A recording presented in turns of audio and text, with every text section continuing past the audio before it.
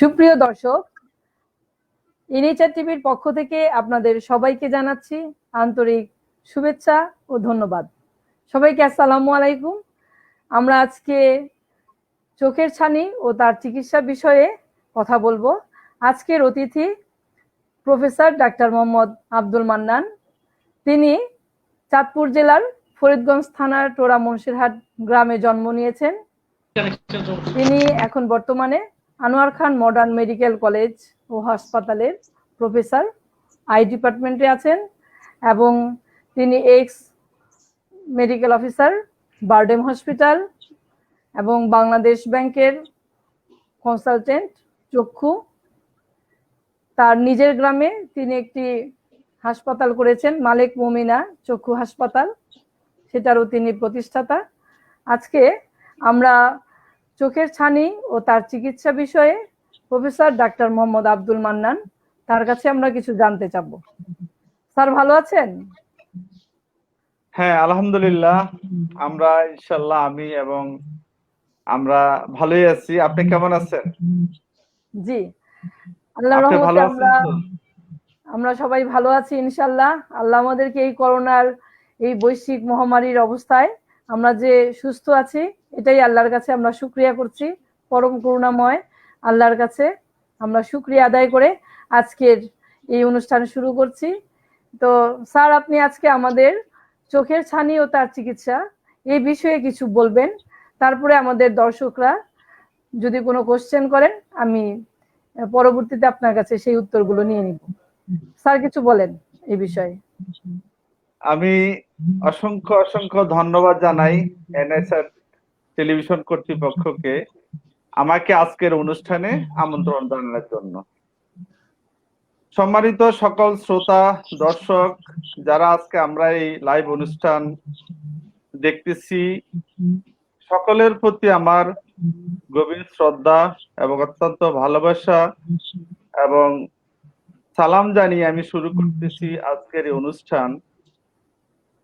আজকে আমরা এমন একটা সময় আজকে অনুষ্ঠান করতে যাচ্ছি যখন সমস্ত পৃথিবীর মানব জাতি আজ এক অদৃশ্য শত্রুর বিরুদ্ধে আমরা সংগ্রাম করে যাচ্ছি।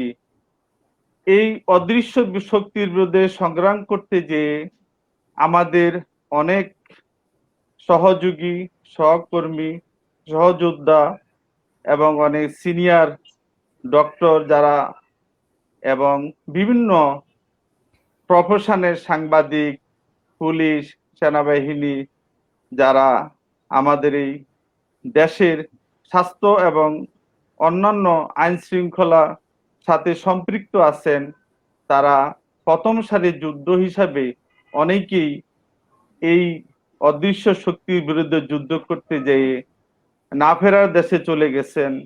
আমরা মহান সৃষ্টিকর্তার কাছে প্রার্থনা করি আল্লাহ যেন, সৃষ্টিকর্তা যেন তাদেরকে বেহেশতের সর্বোচ্চ স্থানে অধিষ্ঠিত করে এবং তাদের কবরকে যেন আল্লাহ বেহেশতের বাগান বানিয়ে দেয়, এই শ্রদ্ধা করি এবং এই শ্রদ্ধা রেখে আমি আজকের এই অনুষ্ঠান শুরু করতে যাচ্ছি।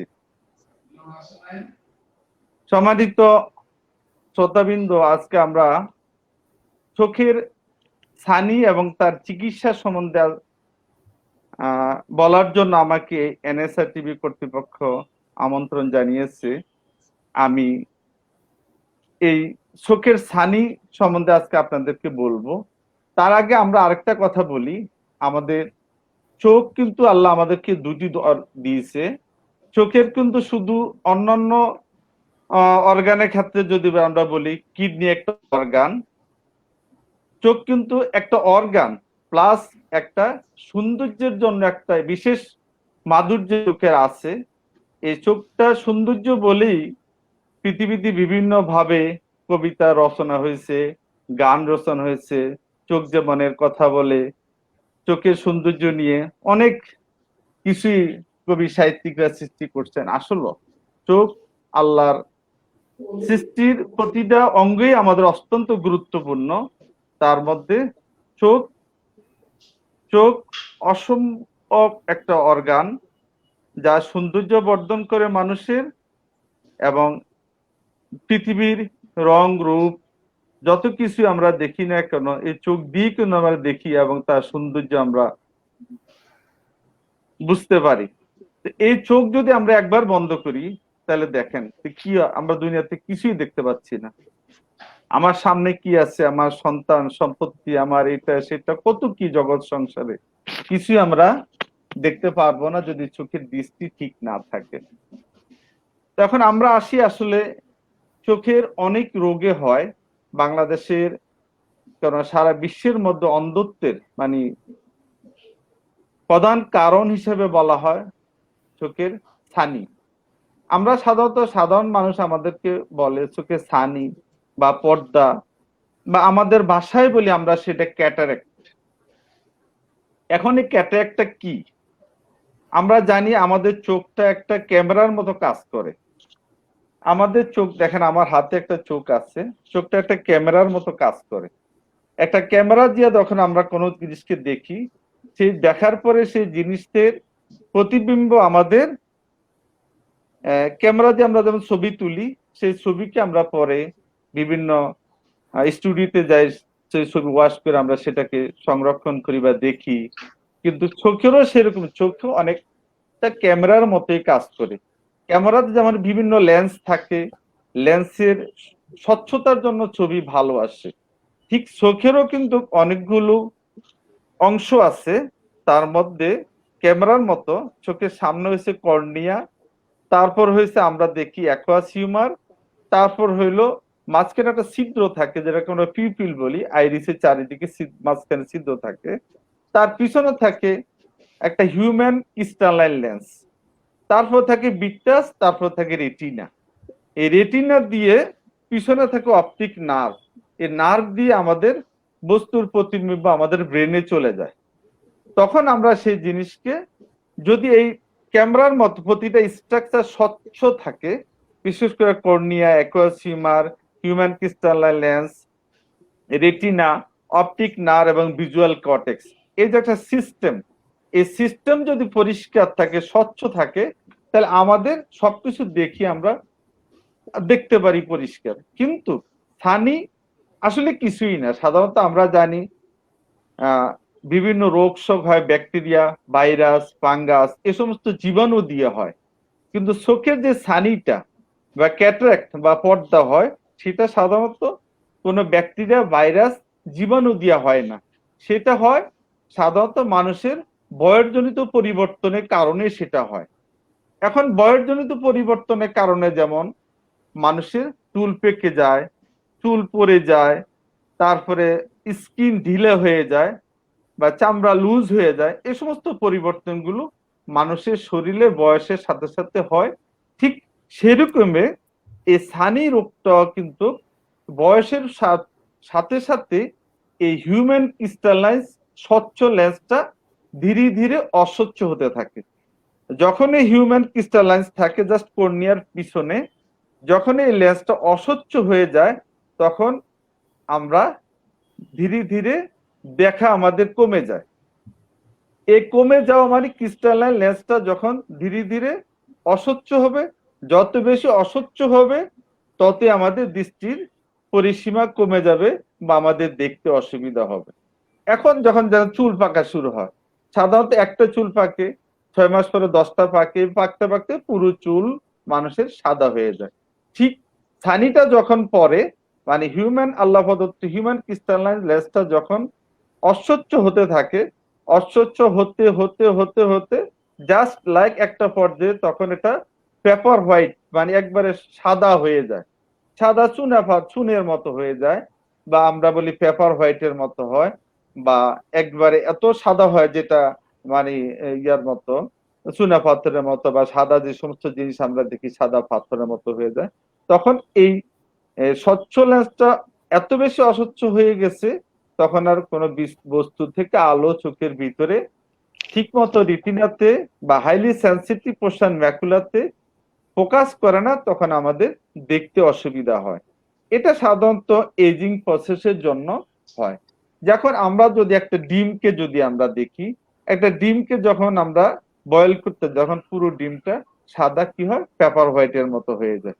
ঠিক এখানে যে আমাদের হিউম্যান ক্রিস্টালনেস আল্লাহ প্রদত্ত আমাদের চোখে আসে, এই জিনিসটা বয়সের পরিবর্তনের কারণে সাধারণত বেশিরভাগ ক্ষেত্রে 80% এই ছানি পড়া বা ক্যাটারাক্ট হয় বয়সের পরিবর্তন, বয়সের জন্য।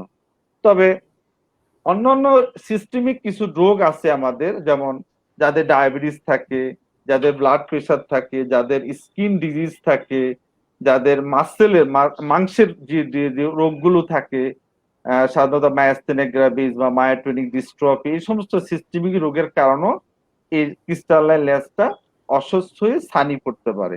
আবার চোখের নিজস্ব কিছু ডিজিজ আছে, যেমন যারা অনেক পাওয়ারের মাইনাস পরে চশমা পরে, যারা অনেক সময় অনেক দিন যাবৎ চোখে লাল হয়, ব্যথা হয়, তারপর যন্ত্রণা হয়, যেটাকে আমরা চোখের এক ধরনের ইনফ্লামেশন বা পদা হয়, যেটাকে আমরা বলি ইউভাইটিস, এক ধরনের ইনফ্লামেশন হয়। এই ইনফ্লামেশন যখন হয় বারবার হতে হতো, তখন সাধারণত এই ক্রিস্টালাইন লেন্সটা অস্বচ্ছ হয়ে যায়, তখন আমাদের দেখতে অসুবিধা হয়। আবার কিছু কিছু আছে ছানি পরে, যেমন আঘাতজনিত কারণে। আবার কিছু আছে জন্মগত ছানি, কিছু আছে জন্মের পরে ছানি পড়তে থাকে।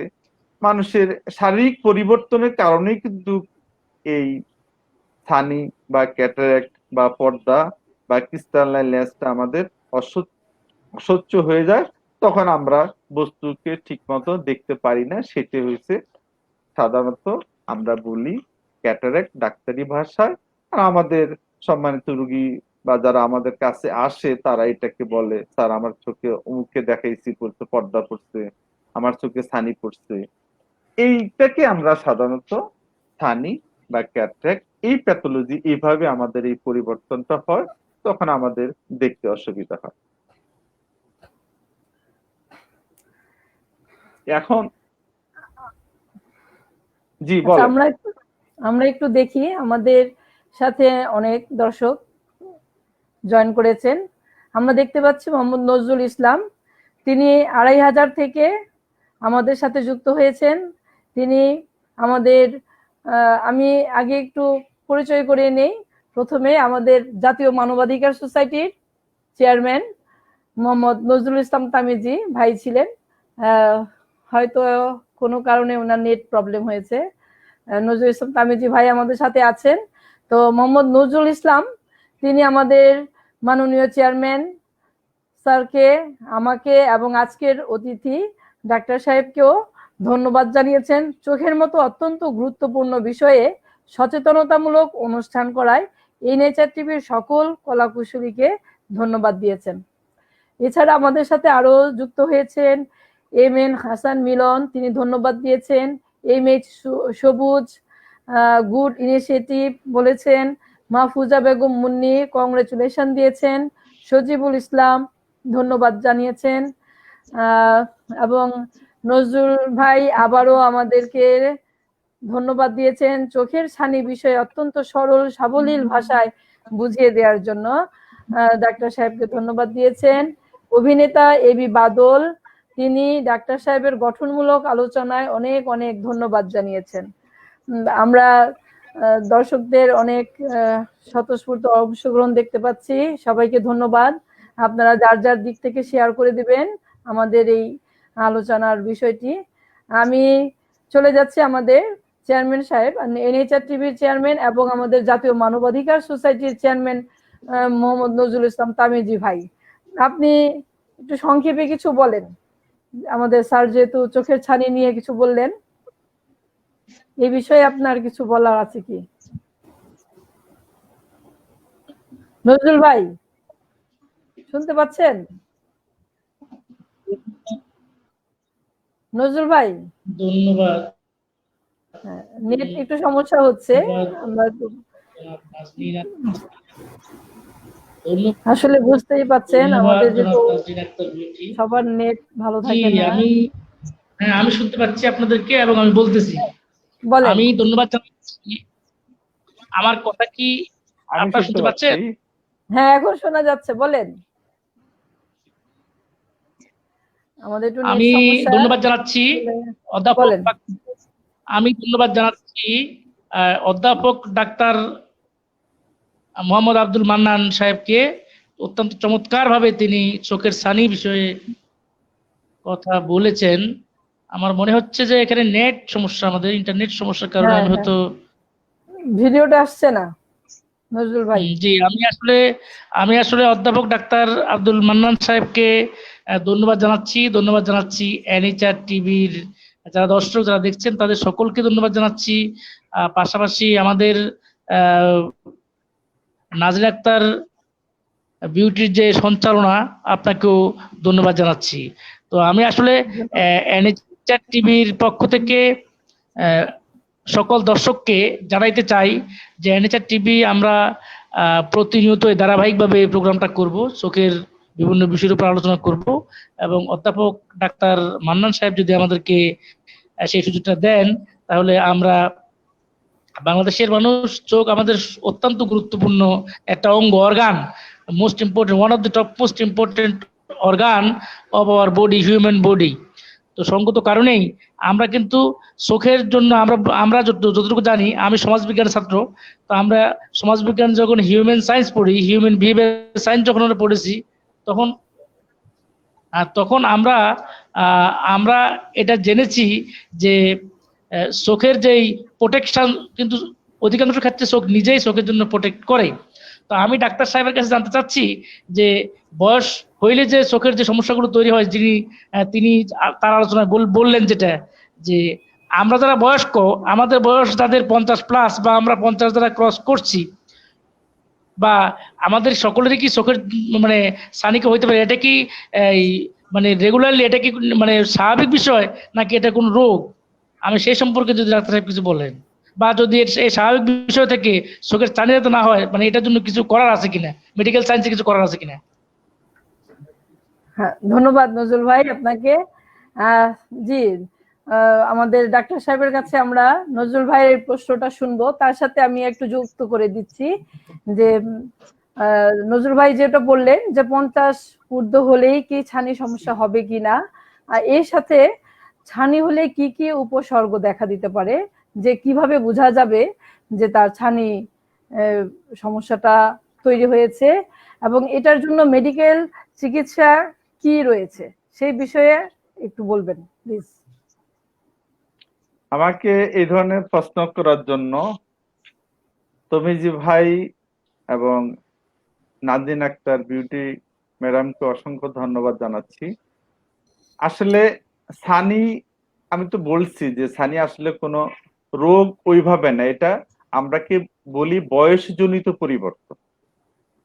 বেশিরভাগ ক্ষেত্রে মোর দেন 80% ক্ষেত্রে বেশি বয়সের কারণে, মানে বয়স যত বাড়বে তত এই ক্রিস্টালাইন লেন্সটা বা অস্বচ্ছ লেন্সটা অস্বচ্ছ রূপ ধারণ করবে বা নিবে। এখন তুমি যে ভাই যেটা আমাকে প্রশ্ন করছেন যে আমাদের এটার কিভাবে আমরা এটাকে প্রটেক্ট করতে পারি, বয়স তো বাড়বে, মানুষের বয়স বাড়বে, মানুষের এখন আমাদের এই দেশে সাধারণত বলা হচ্ছে 70-র উপরে আমাদের এখন এভারেজ এজ। আমরা যখন কলেজে পড়ছি তখন 55-এর নিচে ছিল, এখন এভারেজ এজ মানুষের 70-র উপরে। এখন এই বয়সের সাথে সাথে শুধু যে ছানি পড়বে তা না, বয়সের সাথে সাথে চোখে ছানি পড়বে, অনেকের আছে, আমাদের পুরুষ মানুষ যারা আছি তাদের প্রোস্টেট ডেভেলপ করবে, মেয়েদের ক্ষেত্রে গাইনোকোলজিক্যাল সমস্যা হবে, এরকম সমস্যা হবেই।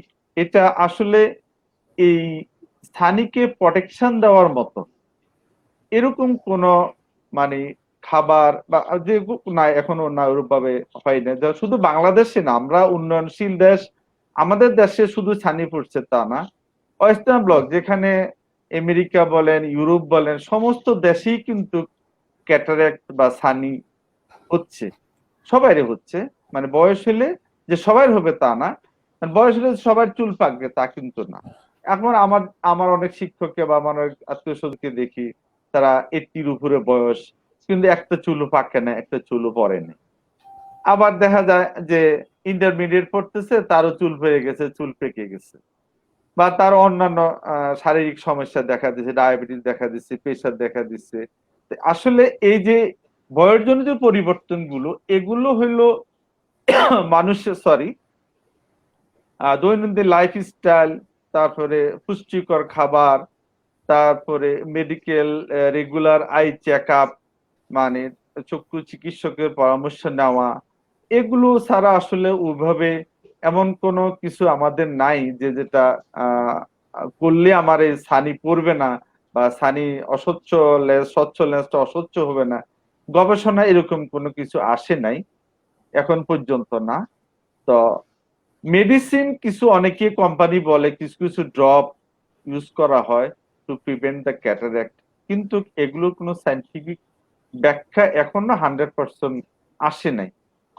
বিভিন্ন কোম্পানি তার প্রমোশনের জন্য, সেল বাড়ানোর জন্য অনেক সময় ডাক্তারদেরকে বা এই সমস্ত সেক্টরে যারা আমরা কাজ করি তাদেরকে বিভিন্নভাবে পুশিং করে, কিন্তু আমরা যারা দেশের প্রতিষ্ঠিত ডক্টর আছি তারা তো এগুলো কখনো শুনি না, লিখিও না, প্রেসক্রাইব করি না। তবে অনেকেই বলে যে অমুক চিকিৎসা দিছে, কবিরাজি চিকিৎসা, অঞ্চল ভেদে বিভিন্ন রকম ভাবে পানি পড়া, চুনের পানি, লেবুর পানি, অনেক কিছু চোখে রোগীদের দিয়ে আসে। এটা আসলে এই সামাজিক যেই সমস্যাগুলো এগুলো হয়তো আমাদের আরো ওভারকাম করতে সময় লাগবে। তো মানুষ অনেকটা এডুকেটেড হচ্ছে, মানুষের দৈনন্দিন লাইফ স্টাইলে পরিবর্তন হচ্ছে, মানুষ ডাক্তারের কাছে যাচ্ছে এবং দেশের উপজেলা লেভেল হচ্ছে ইউনিয়ন লেভেল পর্যন্ত সব জায়গায় কিন্তু এখন আমাদের চিকিৎসকও পাওয়া যাচ্ছে। মানুষও এখন, আমরা ছোট থেকে দেখেছি বা শুনেছি যে চোখ মানে আলাদা একটা জিনিস, আলাদা একটা অর্গান, চোখের ডাক্তার আলাদা, চোখের হাসপাতাল আলাদা, চোখের চিকিৎসা আলাদা।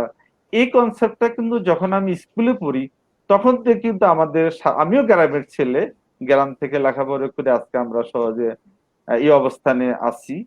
আমরা ছোট থেকে এইভাবে দেখে আছি চোখের চিকিৎসা আলাদা, ডাক্তার আলাদা, এই জিনিসগুলো। আমাদের দেশের মানুষও কিন্তু অনেকটা এখন সচেতন, অনেক অনেক সচেতন আমি বলবো মানুষ। এই রোগ শোক জন্য মানুষ তাড়াতাড়ি চিকিৎসকের কাছে যায়। এটা আসলে অর্থনৈতিক উন্নয়নের জন্যই এটা সম্ভব হয়েছে। অর্থনীতি পকেটে টাকা পয়সা থাকলে না মানুষ চিকিৎসা করবে, ডাক্তারের কাছে যাবে, হাসপাতালে যাবে। তো যাই হোক, আমাদের দেশের ওভারঅল কন্ডিশন যে অবস্থায় আছে, মানুষও সচেতন, হসপিটালও প্রচুর, ডাক্তারও অসংখ্য আছে ইনশাল্লাহ। তারপরে চোখের বিশেষ করে আমি ওইভাবে আমাদের দেশের উন্নয়নের কথা বলবো। আমরা যখন ছোটকালে ছিলাম তখন আমাদের দেশে একটি হাসপাতাল আমরা চিনতাম, ইসলামিয়া চক্ষু হাসপাতাল। আর কোন হাসপাতালের নাম আমি স্কুল লাইফে আমি শুনি নাই। আমি কুমিল্লা বা চাঁদপুর জোনের ছেলে, ভিক্টোরিয়া কলেজ থেকে আমি পাশ করছি, চাঁদপুর গভর্নমেন্ট কলেজে পড়ছি। কিন্তু আমি এখন দেখেন, এখন ঢাকা শহরে বিশেষ করে চোখের মিনিমাম অনেকগুলো প্রতিষ্ঠিত হসপিটাল আছে যেগুলোতে মানুষ চিকিৎসা নিতে পারতেছে। বাংলাদেশ হসপিটাল, হারুনাই ফাউন্ডেশন, বিশ্বনায় হসপিটাল, তারপরে বড় বড় যেগুলো কর্পোরেট হসপিটাল আমাদের দেশে আছে, বিশ্ব স্কয়ার, অ্যাপোলো, সেগুলোর মধ্যে কিন্তু আইয়ের ব্রাঞ্চ বা শাখা বা আইয়ের আলাদা বিভাগ আছে। তারপরও বিভিন্ন এনজিও কিন্তু আইয়ের সেক্টরে কাজ করে যাচ্ছে সেই আগে থেকেই। গ্রাম বিশেষ করে আমাদের কুমিল্লা জোনে আমরা দেখি যেটা, বা চিটাঙ্গে আই ইনফার্মারি আছে, আমাদের রবিউল হাসান স্যার অধ্যাপক স্যার প্রতিষ্ঠা করে গেছে, সেই অঞ্চলে মানুষ সেখানে চিকিৎসা নিচ্ছে। তারপরে বিএনএসবি যে স্যার প্রতিষ্ঠা করে গেছে বিভিন্ন district, Chandpur BNSB, Barishal BNSB, Mymensingh BNSB, Dhaka মিরপুরে বিএনএসবি, এই হসপিটাল গুলো অনেকভাবে আমাদের চোখের চিকিৎসা দিয়ে যাচ্ছে।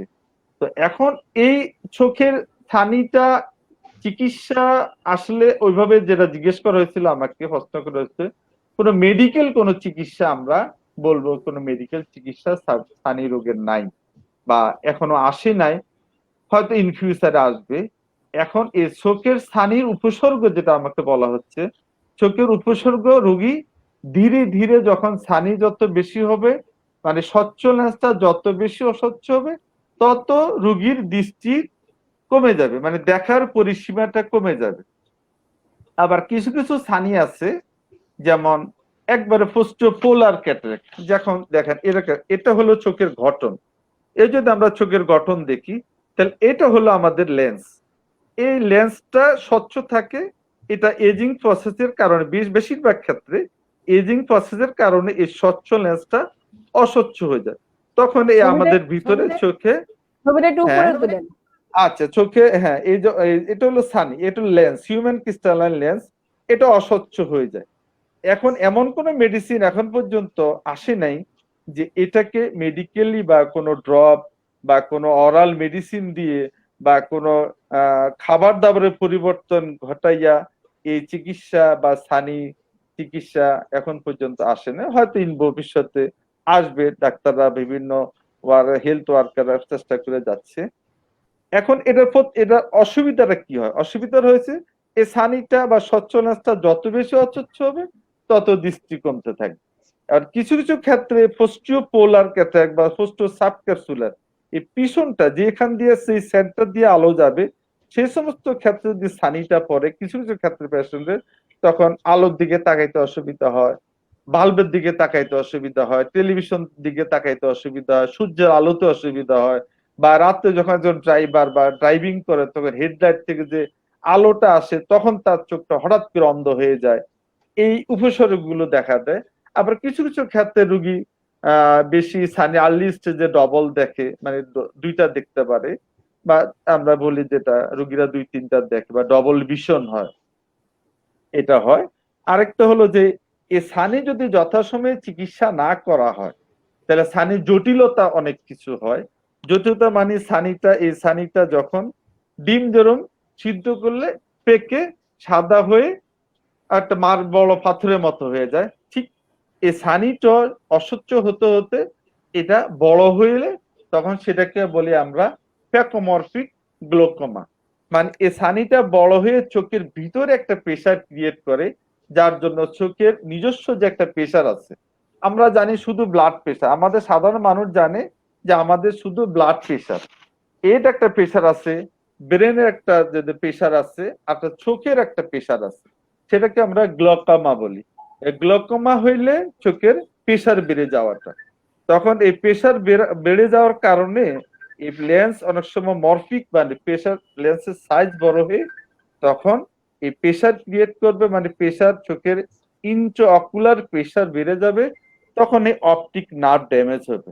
এই অপটিক নার্ভ যখন ড্যামেজ হয়ে যায় এই ড্যামেজটা সাধারণত ইরিভার্সিবল ড্যামেজ, কোনোভাবে এটাকে আর পূর্ব অবস্থায় ফেরত আনা যায় না। এখন ছানি যদি যথাসময়ে চিকিৎসা না করা হয় তাহলে ছানিটা পেকে যে এই ছানির এই মেমব্রেন দিয়ে বিভিন্ন কর্টিক্যাল ম্যাটার চোখে চারিদিকে ছড়ায়া যাবে, সেটাকে বলে আমরা প্যাকোলাইটিক গ্লোকোমা অথবা প্যাকোমরফিক গ্লোকোমা, অথবা এই লেন্স পার্টিকেল গুলো পুরো চোখের মধ্যে ছড়ায়া যাবে, তখন সেটাকে বলে আমরা ইউভাইটিস, মানে প্যাকোলাইটিক ইউভাইটিস বা মানে প্যাকোটক্সিক গ্লোকোমা। এই বিভিন্ন ভাবে এটা নামকরণ করা হয়, বা সাধারণ মানুষকে বোঝানোর জন্য বলি আমরা যে যথাসময়ে যদি ছানি চিকিৎসা না করা হয় তাহলে রোগীর যখন ইউভাইটিস হবে, যখন প্রেসার বেড়ে যাবে, তখন চোখ লাল হবে, ব্যথা হবে, চোখের মণিতে, যেটাকে আমরা মণি বা কর্নিয়া বলি, কর্নিয়াতে পানি জমে যাবে, রোগীর তখন অনেক জটিলতা হয়, তখন রোগীরা অনেক সময় আমাদের কাছে আসে, সেক্ষেত্রে আমরা চিকিৎসা করি, কিন্তু সেক্ষেত্রে দেখার উন্নতিটা হওয়া অনেক মানে পূর্ব ব্যবস্থায় ফেরত যাওয়াটা অনেক কঠিন হয়ে যায়। সেজন্য বলবো যাদের দৃষ্টিশক্তি দিন দিন কমে যাচ্ছে, কমে যাওয়ার অনেক কারণ থাকতে পারে, সেটা একটা হতে পারে গ্লোকোমা, একটা হতে পারে রিফ্রাক্টিভ ইরর বা চশমাজনিত ত্রুটি, আর একটা হতে ডায়াবেটিক রেটিনোপ্যাথি বা এজিং চেঞ্জ, এজিং চেঞ্জ বলি আমরা, এজ রিলেটেড ম্যাকুলার ডিজেনারেশন, অথবা রেটিনাইটিস পিগমেন্টোসা, অনেক রোগ আছে, বা optic neuritis, optic nerve atrophy, অনেক ধরনের রোগে আছে। সেগুলো কারণে ধীরে ধীরে মানুষের দৃষ্টিশক্তি কমে যায়। তো সেটা যাদের দৃষ্টিশক্তি ধীরে ধীরে কমে যাচ্ছে এবং বয়সও মোটামুটি 50, 40 বা 60 অ্যারাউন্ড এরকম যদি থাকে, তাহলে ওই পেশেন্ট যদি তার কাছাকাছি কোনো বিশেষজ্ঞের কাছে পরামর্শ নেয়, তাহলে উনি ওই ডক্টর তার কনসার্নিং পেশেন্টকে তার ছানি বা চোখের বর্তমান অবস্থাটা তুলে ধরতে পারবে, বলতে পারবে। আর যখন একবার সানি বা ক্যাটারাক্ট ডায়াগনোসিস হয়ে যাচ্ছে, তখন কিন্তু সেটা কোনোভাবেই কোনো মেডিসিন দিয়ে এটাকে চিকিৎসা করা সম্ভব হবে না বা সম্ভবও না। একমাত্র চিকিৎসা হয়েছে যে এই হিউম্যান যে লেন্সটা ছিল বা যেটা অস্বচ্ছ হয়ে সানি ডেভেলপ করছে বা পর্দা হয়ে গেছে, সেই পর্দাটা পরিষ্কার করে, এই পর্দাটা পরিষ্কার করে সেখানে একটা স্বচ্ছ লেন্স আমরা সংযোজন করে দেই বা প্রতিস্থাপন করে দেই।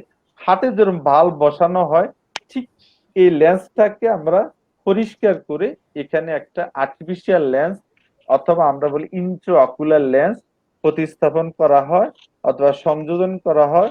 তখন কিন্তু রোগী ঠিক, যদি রেটিনা ভালো থাকে, চোখের সাথে ব্রেনের সংযোগ বা কানেকশন ভালো থাকে, তাহলে রোগী সে 80 বছর হোক আর 60 বছর হোক আর 100 বছর, ইভেন 100 বছর, 110 বছর আমি ক্যাটারাক্ট সার্জারি করে দিছি, রোগী এখন খুব ভালো দেখতেছে।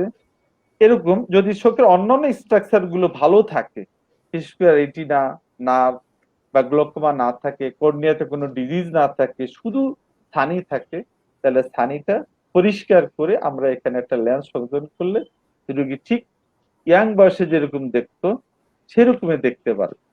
এখন চিকিৎসা ব্যাপারটা যে আমাদের, যখনই আমরা বলি একটা রোগীকে, একজন রোগীকে বলি যে আপনার চোখে ছানি পড়ছে বা পর্দা পড়ছে বা ক্যাটারাক্ট হয়েছে, তখন রোগীরা তার চিকিৎসা কি করব?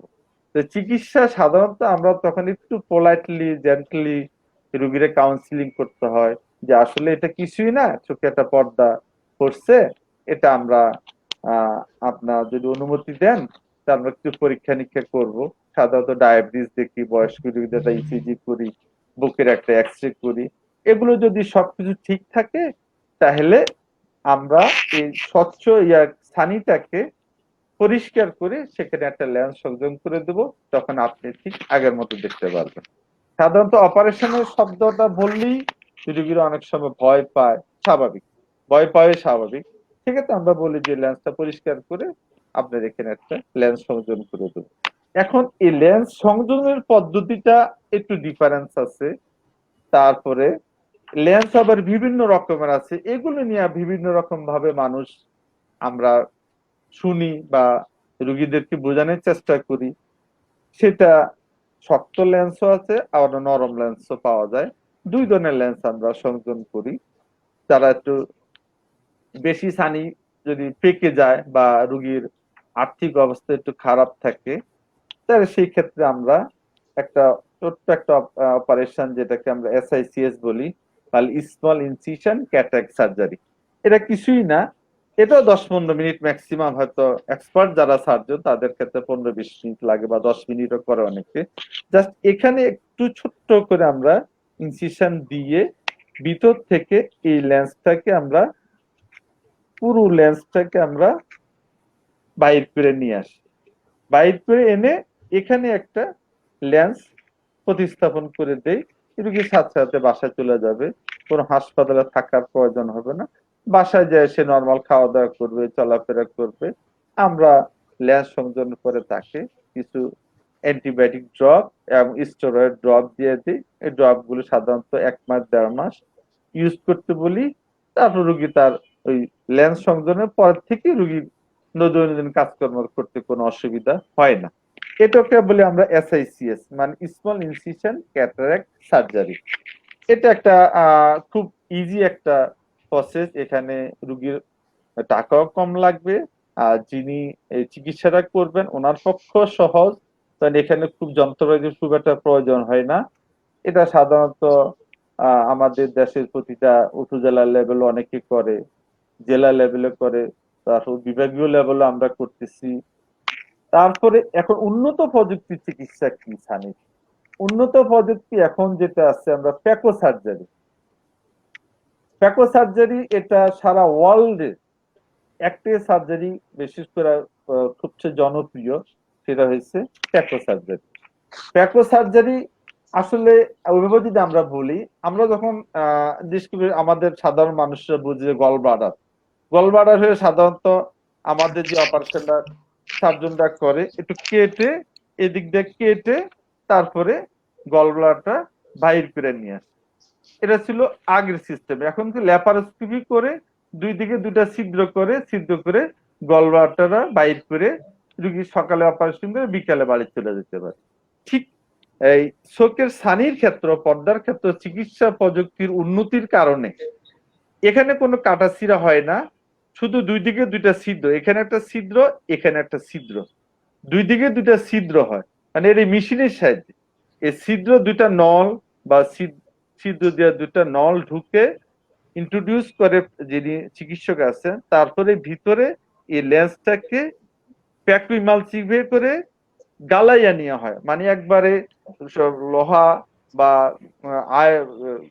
লোহা অথবা গোল্ড যেভাবে গালায় ফেলে আমরা দেখছি, সেরকম এটাকে গালায় প্যাকুইমালসিফিকেশন বা প্যাকো আল্ট্রাসাউন্ড দিয়ে এই ক্যাটারাক্টটাকে বা পর্দাকে বা যেটা বলে ছানি, এটাকে গালাইয়া দুইটা নল দিয়ে ভিতর থেকে পরিষ্কার করে সেই জায়গার মধ্যে আবার একটা লেন্স পাওয়া যায়, এটাকে আমরা ফোল্ডেবল লেন্স বলি। লেন্স গুলো আমার হাতে আছে, এরকম একটা লেন্স, কিছুই না, জাস্ট এটা একটা স্বচ্ছ লেন্স। এই লেন্স, এটা একটা লেন্স। এই লেন্সটা আমরা হ্যাঁ হ্যাঁ যেটু ক্যামেরার কাছে নিয়ে আসেন। আচ্ছা, এই লেন্সটা একটু নরম, ক্যামেরাটার সামনে যেখানে লেন্সটা আছে, ক্যামেরার লেন্সের কাছে নিয়ে আসেন, তাহলে দেখা যাবে। হ্যাঁ, এই লেন্স সাধারণত এরকম, এটা কিছুই না, জাস্ট হাতে যেরকম রিং বাড়ায় ছোট্ট একটা সিলিকন চিপ দিয়ে তৈরি, অথবা শক্ত লেন্স গুলো হলো পিএমএমএ মানে পলিমিথাইল মেথা অ্যাক্রিলেট দিয়ে তৈরি। সাধারণত এসআইসিএস এর ক্ষেত্রে আমরা শক্ত লেন্স গুলো ব্যবহার করি, অথবা যারা টাকা পয়সার একটু গরিব মানুষ, তাদের ক্ষেত্রে আমরা শক্ত লেন্স গুলো ব্যবহার করি, বা রোগী জটিলতা থাকলে শক্ত লেন্স ব্যবহার করি। সাধারণত প্যাকো ইমালসিফিকেশনের দুই দিকে দুইটা নল বা মেশিন দিয়ে আমরা ইমালসিফিকেশন করে লেন্সটাকে পরিষ্কার করে সেই জায়গার মধ্যে আমরা লেন্সটা কিন্তু 6 মিলিমিটার, তার দুইটা অংশ থাকে, একটা হলো হ্যাপটিক আর একটা হলো অপটিক। অপটিকটা হলো মাঝখানের অংশটুকু, আর দুইটা হ্যাপটিক মানে দুইটা হাতের মতো থাকে, যেটা দেশে পজিশন মেনটেন করে। আর অপটিক দিয়ে আমরা দেখি, অপটিক তো হলো যেখান দিয়ে আলো চোখের ভিতরে হিট করবে, সেই অপটিক অংশটা হলো 6 মিলিমিটার। এখন আমরা সাধারণত প্যাকোইমালসিফিকেশনে 1.4 বা 1 মিলিমিটার 1.8 মিলিমিটার আমরা নল ঢুকাই। এখন এই চিকন ছিদ্র দিয়ে বা নল দিয়ে 6 মিলিমিটার লেন্স তো ইন্ট্রোডিউস করা সম্ভব না। সেই জন্য এক ধরনের লেন্স পাওয়া যায়, ফোল্ডেবল লেন্স অথবা সফট লেন্স অথবা কৃত্রিম এগুলোকে বলা হয় ফোল্ডেবল লেন্স। মানে এই লেন্স গুলো সাধারণত ভাঙবে না, কিন্তু টেনলে ছিঁড়ে যাবে। এই লেন্স গুলো আমরা একটা কলমের ভিতর দিয়ে লোড করে, একটা কাটিজ আছে, কাটিজ দিয়ে লোড করে, হ্যাঁ কাটিজ দিয়ে লোড করে এরকম আমরা স্প্রিং এর মতো দিলে ভিতরে ঢুকে যাবে, চোখের ভিতরে যেখানে আমরা এটাকে প্রতিস্থাপন করতে চাই সেখানে যাবে, যাইয়ে সেই লেন্সটা যেহেতু ফোল্ডেবল বা সফট লেন্স বা মোল্ড করা যায়, কোনোভাবে এটা স্প্রিং এর মতো ভিতরে যাবে, যে লেন্সটা আস্তে বড় হয়ে তার শেপ নিয়ে চোখের মধ্যে প্রতিস্থাপন হয়ে যাবে। এটা পৃথিবীর সমস্ত দেশে উন্নত প্রযুক্তির সবচেয়ে মানে গ্রহণযোগ্য এবং সারা ওয়ার্ল্ড ওয়াইড স্বীকৃত একটা চোখের ছানির আধুনিক প্রযুক্তির উন্নতির সর্বোচ্চ চিকিৎসা হয়েছে এই প্যাকো ইমালসিফিকেশন। এখন আমাদের দেশে এই প্যাকো ইমালসিফিকেশনটা আমরা যারা চক্ষু চিকিৎসক আছি, অনেক চক্ষু চিকিৎসক আমাদের দেশে আছে, প্রায় এখন 1200 বা তারও বেশি চক্ষু চিকিৎসক, রেজিস্টার্ড চক্ষু চিকিৎসক আছে। তারা ইনশাল্লাহ সবাই এই সার্জারি গুলো করতে সক্ষম এবং করতেছি আমরা, বা আমরাও করতেছি। আমাদের আনোয়ার খান মডার্ন মেডিকেল কলেজের যে চক্ষু বিভাগ আছে, সেটা হলো Haji Sakhawat modern high hospital 73 Kakrail, সেখানে আমরা কয়েকজন যারা আনোয়ার খানের সাথে সম্পৃক্ত আছি, আমি আছি, প্রফেসর জাকিয়া সুলতানা শহীদ আছে, তার প্রফেসর সানোয়ার স্যার আছে, আমাদের সরফুদ্দিন স্যার আছে, অনেক আমাদের প্রফেসর মারুফ আলী স্যার আছে, অনেকে মডার্ন গ্রুপে এই ফ্যাকো সার্জারি গুলো আমরা করছি। প্রতিদিন আমরা করতেছি। এটা কোনো অপারেশন, এই যে এটা অপারেশন, নাম আসলে অপারেশন, কিন্তু প্রযুক্তিগতর কারণে এখানে ইভেন কোনো ইনজেকশন পর্যন্ত প্রয়োজন পড়ে না। আমরা চোখে এক ধরনের সার্ফেন অ্যাস্থেটিক ড্রপ, এটাকে অক্সিবোপ্রোকেইন বলি আমরা, এক ফোঁটা ড্রপ দিয়ে আমরা এই ছানিটা প্যাকুইমালসিভেশন মেশিনের সাহায্যে ছানিটা পরিষ্কার করে সেখানে একটা কৃত্রিম সফট নরম বা ফোল্ডেবল লেন্স প্রতিস্থাপন করে দেয়। রোগীর সাথে সাথে বাসায় চলে যেতে পারে। কোনো ইনজেকশনের প্রয়োজন হয় না, কোনো ব্যান্ডেজের প্রয়োজন হয় না, কোনো সেলাইয়ের প্রয়োজন হয় না। রোগীর সাথে সাথে বাসায় যেয়ে তার দৈনন্দিন কাজকর্ম যা আছে সেটাই করতে পারবে। এটা হলো সবচেয়ে সারা বিশ্বের মধ্যে সর্বাধিক আহ, জনপ্রিয় এবং আহ, উন্নত মানের প্রযুক্তি চিকিৎসা এই প্যাকুইমালসিফিকেশন। এটা আমাদের ঢাকা শহরে না, শুধু বাংলাদেশের সব জায়গায় আমাদের সম্মানিত চক্ষু বিশেষজ্ঞ এই চিকিৎসা করে যাচ্ছে। তো রোগীদের ভয়ের কোনো কারণ নাই, এটা খুব সহজ একটা চিকিৎসা। আর যথাসময়ে না করলে অনেক জটিলতা হবে, যে জটিলতা হয়েই তারপর আমাদের রোগীরা অনেক সময় আমাদের কাছে আসে, ভয় করতে চায় না। আমি রোগীদেরকে আশ্বস্ত করব এটা খুবই আহ উন্নত মানের চিকিৎসা, এটা নিয়ে ভয়ের কোনো কারণ নাই। এবং যার যেতটুকু অর্থনৈতিক সাথে যদি চিন্তা করেন, সব ধরনের লেন্স আছে আমাদের দেশে। অনেকে কম পয়সাও করে, বিভিন্ন এনজিও করে, ৩,০০০ টাকা, ২,০০০, ১,০০০, ৫,০০০ থেকে শুরু করে বিভিন্ন ভাবে এই সার্জারিটা করা যায়। তো আমি আমাদের সম্মানিত রোগীদেরকে বলবো, আমাদের প্রত্যন্ত অঞ্চলেও কিন্তু অনেক স্বনামধন্য চক্ষু চিকিৎসকগণ আছেন, তারা এই চিকিৎসা দিয়ে যাচ্ছে আমাদের দেশবাসীকে। এবং এই চিকিৎসার মাধ্যমে রোগীরা দৃষ্টি ফিরে পাচ্ছে। এটা রোগীদেরকে এবং এনএসআর টিভির মাধ্যমে আমি আমার সাধারণ যারা আমাদের দেশবাসী আছেন সবাইকে জানাচ্ছি, আসলে এটা ভয়ের কোনো কারণ নাই, ভয়ের কোনো কারণ নাই, ভয়ের কোনো কারণ নাই। যদি কারো ফিনান্সিয়াল কোনো সমস্যা থাকে বা কেউ টাকার কারণে চিকিৎসা করতে পারতেছেন না, তবে সেই ক্ষেত্রে যদি এনএসআর টিভির মাধ্যমে আমাদের কাছে আসেন বা আমার কাছে আসেন বা আমার হাসপাতালে আসেন, আমরা আশা করি ওনাকে অর্থনৈতিকভাবে সহযোগিতা করতে আমরা পারবো, আশা করি।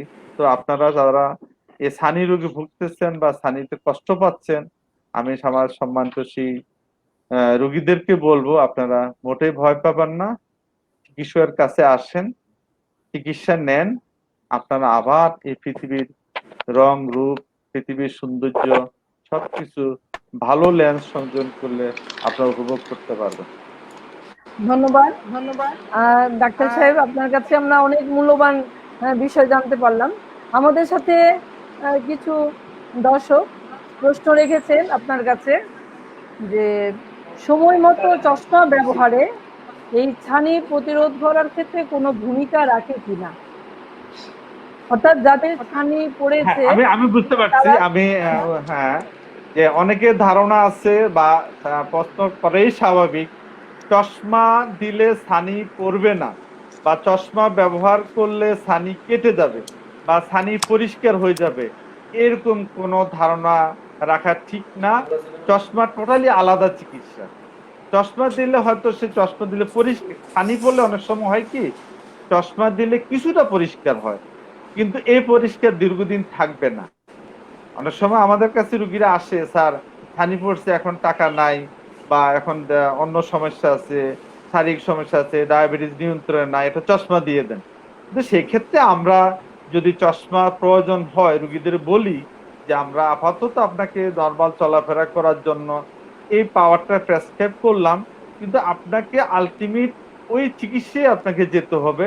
হয়তো 6 মাস আগে বা 6 মাস পরে আপনাকে ওই ছানি পরিষ্কার করে লেন্স সংযোজন করতে হবে।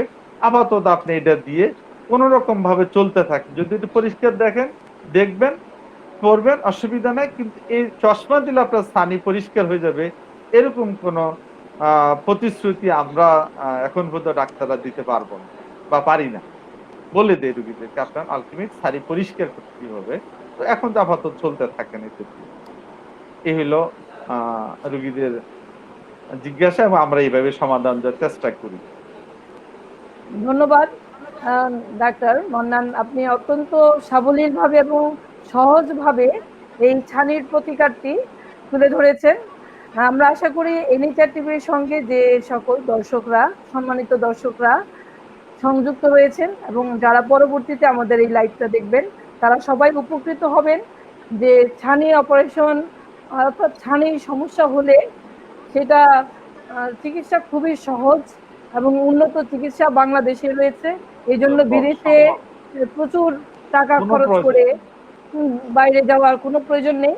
বাংলাদেশে আমাদের অত্যন্ত অভিজ্ঞ ডাক্তাররা রয়েছেন যারা এই ছানি সমস্যার সমাধান করে দিচ্ছেন, চিকিৎসা দিচ্ছেন।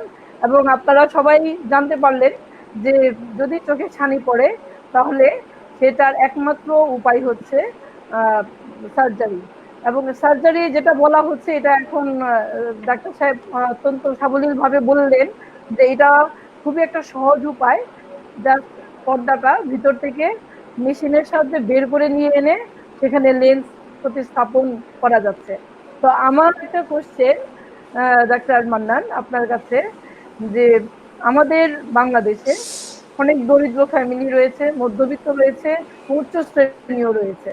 আপনি যদি এমন কোনো একটা সম্ভাব্য অ্যামাউন্ট জানাতে পারেন যে ছানি অপারেশনের জন্য তারা কিরকম অর্থ খরচ করে এটার প্রতিকার পেতে পারে। আমি যদি মধ্যবিত্ত শ্রেণীর জন্য বলি, তারা কিভাবে এই ছানি চিকিৎসার জন্য কি ধরনের টাকা বা কি পরিমাণ অর্থ তাকে ব্যয় করতে হবে, যদি আপনি একটু বলেন এই বিষয়ে। হ্যাঁ, অসংখ্য ধন্যবাদ আপনাকে এই প্রশ্নটা করার জন্য। আসলে আমরা উন্নয়নশীল দেশ, আমাদের অনেকের আর্থিক যে সমস্যাটা আমাদের সম্মানিত রোগীদের আছেই। আমাদের দেশের বেশিরভাগ মানুষই এখনো গ্রামে অবহেলিত আছে বা চিকিৎসা সেবা নিতে পারতেছে না শুধু একমাত্র টাকার কারণে। সেই ক্ষেত্রে আমি বলবো যদি সম্ভব হয় আমাদের সাথে যোগাযোগ করতে পারে। আমি এতটুকু বলতে পারবো যে কোনো রুগী এরকম যে টাকার জন্য চিকিৎসা করতে পারতেছে না, লেন্স সংযোজন করতে পারছে না, যদি উনি এনএসআর টিভির মাধ্যমে আসে, তবে আমি এতটুকু বলতে পারবো ওনাকে আমি বিনা পয়সায় ওনার লেন্স সংযোজন করে দিতে পারবো ইনশাল্লাহ। যেহেতু এই ধন্যবাদ। ক্ষমতাটা আল্লাহ আমাকে দিছে, আমি বিনা পয়সায় করে দিব, বিনা পয়সায় করে দেব, বিনা পয়সায় করে দেবো। তো সেটা এনএসআর টিভির মাধ্যমে আসতে হবে। তারপরেও বলবো, যদি কোনো রুগী মনে করে যে না আমি ডাক্তারকে শুধু সম্মানিত করব, সেই ক্ষেত্রে যদি উনি লেন্সের দাম দেয়, লেন্সের টাকাটা দেয়, সে শুধু আমি লেন্সের টাকাটা উনি লেন্স কিনে নিয়ে আসবে, বাকি আমার হাসপাতালে বা আমার যেখানে সম্ভব আমি ওনাকে লেন্সটা সংযোজন করে দেব। এখন লেন্সের দাম যেটা বলতেছেন, লেন্স সাধারণত 1-1.5 হাজার টাকা দামেরও লেন্স পাওয়া যায়, আবার 500 টাকা দামেরও লেন্স পাওয়া যায়, আবার 16,000 টাকা আছে, আবার 50,000 টাকা আছে, 70,000 টাকাও লেন্স আছে। আসলে এই লেন্সের দামের সাথে কিন্তু আপনার অপারেশনের খরচটা বেড়ে যায়। এখন মনে করেন একটা লোক একটা মোবাইল কিনবে, সে 2,000 টাকার মোবাইলও কিনতে পারে, 5,000 টাকার মোবাইলও কিনতে পারে। ঠিক আছে, সে মোবাইলটা কিনে নিয়ে আসবে, সে একটা সিম ব্যবহার করবে। আমি হলাম সে সিমের মতো, উনি যে দামের লেন্সটা বসাইতে চায় উনি সেটা কিনে আনবে, অথবা আমাদের হাসপাতালে কিনতে পাওয়া যায় বা আমাদের কাছে আছে, মজুদ আছে। উনি লেন্সের দামটা দিবে, ওনার সামনে আমরা লেন্সটা খুলে ওনার চোখে সংযোজন করে দেবো। আপনি যদি মোবাইল কিনে সিমটা লাগালেন, সিমের দাম কত? 100 টাকা, 200 টাকা, যাই হোক। আমি এতটুকু বলতে পারবো এনএসএর টিভির মাধ্যমে, যে কেউ যদি মনে করে যে না আমি এনএসএর টিভির মাধ্যমে যে আসে, উনি লেন্সটা শুধু কিনে দেবে, আমি ওনার প্রতিস্থাপনের জন্য কোনো খরচ আমি নিব না। ইভেন ওনার যে ড্রপ ওষুধ লাগে সেগুলো আমি ওনাকে সেই রুগীকে বিনা পয়সা দেওয়ার জন্য চেষ্টা করব ইনশাল্লাহ। আমি কথা দিচ্ছি এবং আপনাদের জানাচ্ছি যে আমি এই কাজটা করে দিতে পারবো। অনেক অনেক লেন্স ধন্যবাদ আপনাকে। লেন্স নিয়ে কনফিউশন অনেক থাকে। আসলে আমি আবার একটু ধন্যবাদ বলি, ডাক্তার। লেন্স, এই লেন্স গুলো ওই বলে মোবাইল সেটের মতো না, আপনি কত দামের মোবাইল সেট ব্যবহার করবেন। এখন সমস্যা হচ্ছে যে মোবাইল সেট তো আপনি ইচ্ছা করলে আজকে এখন ব্যবহার করলেন, আবার 6 মাস পর একটা প্রতিস্থাপন কিনে নিয়ে আসলেন, পরিবর্তন করলেন, আবার নষ্ট হয়ে গেল। কিন্তু চোখের মধ্যে যে লেন্সটা আপনি প্রতিস্থাপন করবেন, ওটা কিন্তু সাধারণত জীবনে একবারে। একটা মানুষ যদি 40 বছর বয়সে ছানি পড়ে, তাহলে আমি সেই ক্ষেত্রে বলবো সেই সমস্ত পেশেন্টদের যে লেন্সটা যেন দামি হয় এবং ওই ফ্যাকো সার্জারির মাধ্যমে যেন সংযোজন করা হয়, এটা আমি বলবো আর কি। কারণ সবকিছু প্রতিস্থাপন করা যায়। একটা বিল্ডিং যেমন একবার করলেন, বছরের বছর 100, 200 বছর, 300 বছর চলে, একটা মানুষ তো বেশি দিন বাঁচছে না। একটা মানুষের গড় আয়ু কত, 80, 90, 70। সাধারণত একটা লেন্স প্রতিস্থাপন করার পরে আর প্রতিস্থাপন সাধারণত সম্ভব হয় না। সেই জন্য লেন্স এবং ফ্যাকোইমালসিফিকেশন এই দুইটা জিনিস যেমন মাথায় থাকে একটা রুগীকে লেন্স সংযোজন আগে, যে আমি একটু উন্নত মানের লেন্স বসাবো এবং ফ্যাকোইমালসিফিকেশনের মাধ্যমে আমি লেন্সটা প্রতিস্থাপন করার চেষ্টা করব। এই দুইটা পয়েন্ট মাথায় রেখে যদি চিকিৎসকের কাছে আসে, তাহলে উনি একটা খরচ তো করতেই হবে, একটু টাকা পয়সা খরচ করলে উন্নত লেন্সও সম্ভব, আর এই প্রযুক্তি যেটা উন্নত প্রযুক্তি সেটা আমাদের পক্ষে সম্ভব। ধন্যবাদ এই সুন্দর একটা কোশ্চেন করার জন্য নাদিন আক্তার বিউটি ম্যাডামকে এবং এনএসআর টিভি কর্তৃপক্ষ। ধন্যবাদ প্রফেসর ডাক্তার মোহাম্মদ আব্দুল মান্নান। আপনি অত্যন্ত সুন্দরভাবে ছানি সমস্যাটা তুলে ধরেছেন। আমাদের অনেক দর্শকরা জানতে চেয়েছিলেন যে চশমা ব্যবহারে ছানির প্রতিকার বা প্রতিরোধ করা যায় কিনা, সেটা সম্পর্কেও আমি আশা করি আমাদের দর্শকরা সেটা জানতে পেরেছেন যে আসলে চশমাটা সাময়িক, তার ছানির জন্যে তাকে অবশ্যই একটা ছোট্ট অপারেশন করে নিতে হবে এবং সেটা দীর্ঘমেয়াদী সময়ের জন্য ছানি ব্যবহার করতে হলে তাকে একটু ভালো দামি লেন্স ব্যবহার করতে হবে, সেটাও জানিয়েছেন। এবং এর সাথে সাথে আজকে আমাদের এনএচআর টিভির দর্শক শ্রোতা যারা আমাদের সাথে সংযুক্ত রয়েছেন এবং তাদের জন্য যে আপনি ঘোষণাটা দিয়েছেন যে তারা যদি কখনো ছানি সমস্যা নিয়ে আপনার কাছে আসে, তাহলে আপনি শুধুমাত্র ছানি ওই লেন্সের দাম ছাড়া বাকি খরচ আপনি নিজে বহন করবেন।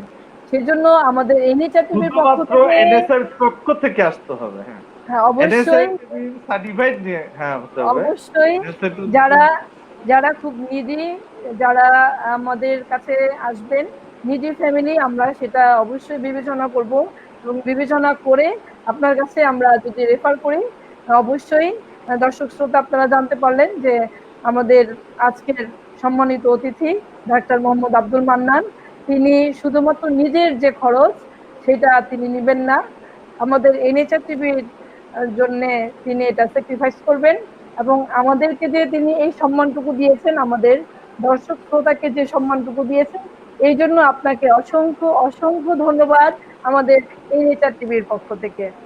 আশা করি আপনাকে আমরা পরবর্তীতে আবারও কোনো একটি বিষয় নিয়ে আমাদের এই এনএচআর টিভির পর্দায় নিয়ে আসবো এবং সেই দিনও আমরা আমাদের দর্শক শ্রোতাদের জন্য আরো ভালো ভালো কিছু জানবো। আমাদের সাথে সংযুক্ত ছিলেন আমাদের এনএচআর টিভির এবং জাতীয় মানবাধিকার সোসাইটির চেয়ারম্যান মোহাম্মদ নজরুল ইসলাম তামিজি ভাই। আপনি কি কিছু বলবেন? অল্প সময় আমি আসলে কি বলবো যে সর্বশেষ অধ্যাপক ডাক্তার মান্নান এনএচআর টিভির সাথে সংশ্লিষ্ট বা এনএচআর টিভির রেফারেন্সে কোনো রুগী গেলে উনি বিনা পয়সায় চিকিৎসা দিবেন, উনি যে কমিটমেন্টটা করেছেন বিশেষ করে বাংলাদেশের মানবাধিকার আন্দোলনের জন্য এবং বাংলাদেশের জাতীয় মানবাধিকার সোসাইটির চেয়ারম্যান হিসেবে বাংলাদেশের মানবাধিকার কর্মীদের পক্ষ থেকে এবং এনএচআর টিভির পক্ষ থেকে আমি ধন্যবাদ জানাচ্ছি। এনএচআর টিভিতে এতক্ষণ যারা আমাদের সঙ্গে সংযুক্ত ছিলেন দর্শক হিসেবে তাদেরকেও ধন্যবাদ জানাচ্ছি এবং এনএচআর টিভি দর্শক আপনাদেরকে বলতে চাই, এনএচআর টিভি ধারাবাহিকভাবে ডাক্তার আব্দুল মান্নানকে আপনাদের সামনে হাজির করবে এবং চোখের বিভিন্ন ইস্যু নিয়ে কথা বলবে এবং চোখের যে কোনো সমস্যায় উনি যাতে বিনা পয়সায়, কম পয়সায়, স্বল্প মূল্যে, ন্যায্য মূল্যে অথবা যাদের এবিলিটি আছে তাদের থেকে একটু বেশি টাকা নিয়ে যাতে ওই দরিদ্রের ক্ষেত্রে ব্যয় করা যায়। আমি রেফার করবো জাতীয় মানবাধিকার চেয়ারম্যান বলি যে আমি যখন কোনো পেশেন্ট পাঠাবো আমি বলে দেবো যে এই পেশেন্ট থেকে একটু বেশি টাকা নেবে, কারণ যাতে করে কোনো দরিদ্র পেশেন্ট পাঠালে তার জন্য আপনাকে সেখান থেকে ব্যালেন্স করা যায়। হ্যাঁ, আমি জাতীয় জি জি জি জি আমি জাতীয় মানবাধিকার সোসাইটি চেয়ারম্যান হিসেবে আপনাকে ধন্যবাদ জানাচ্ছি, এনএসআর টিভির পরিবারের পক্ষ থেকে আপনাকে ধন্যবাদ জানাচ্ছি। তো আমার মনে হয় যে আমরা সঞ্চালকের কাছে পেয়ে যাচ্ছি, হ্যাঁ, ধন্যবাদ। আমাদের সাথে আরো যারা দর্শকরা পরবর্তীতে সংযুক্ত হয়েছেন, আমি তাদের নাম একটু ঘোষণা দিয়ে তারা খুশি হবেন আশা করি। KMMH রহিম, তিনি ধন্যবাদ দিয়েছেন। মোহাম্মদ নজরুল ইসলাম, তিনিও ধন্যবাদ দিয়েছেন। JQ খান, গোলাম কুদ্দুস খান মেবি আমাদের একজন স্যার, চেয়ারম্যান স্যারকে সালাম দিয়েছেন, আমাকে ধন্যবাদ এবং অতিথিকেও শুভেচ্ছা জানিয়েছেন। এরপরে অভিনেতা এবি বাদল, তিনিও এনএচআর টিভিকে ধন্যবাদ দিয়েছেন এমন একটি অনুষ্ঠানের আয়োজন করার জন্য। আশা করি দর্শক শ্রোতারা, আমরা আজকে যে বিষয় নিয়ে চোখের ছানি ও তার চিকিৎসার বিষয়ে যে আলোচনা পর্ব করলাম সেটা আপনাদের অবশ্যই উপকারে আসবে এবং আমরা পরবর্তীতে এই ধরনের স্বাস্থ্য সম্পর্কিত, যেটা আমাদের মানুষের স্বাস্থ্যের জন্য উপকার এবং যা জন্যে বিভিন্ন জায়গা থেকে ডাক্তারের কাছে মানুষ যেতে পারছে না, অনেকেই করোনাকালীন সমস্যায় ঘর থেকে বের হতে পারছে না, বিভিন্ন সমস্যা নিয়ে তারা ঘরবন্দি হয়ে আছে, ডাক্তারের কাছে যেতেও ভয় পাচ্ছে, কারণ চিকিৎসা যেখানে নিতে যাবে সেই হসপিটালগুলোতেও করোনার ভাইরাসের যে প্রাদুর্ভাব, সেই কারণে তারা বিভিন্ন ক্লিনিকগুলোতে যেতে পারে না। তো সেই জন্য আমরা মনে করি যে আমাদের এই ধরনের আয়োজনগুলো আমাদের মানুষের জন্য, আমাদের এনএচআর টিভির সাথে যারা আছেন তাদের জন্য অত্যন্ত উপকার বয়ে আনবে এবং ভবিষ্যতে আপনারা সবাই এনএচআর টিভির সঙ্গে থাকবেন।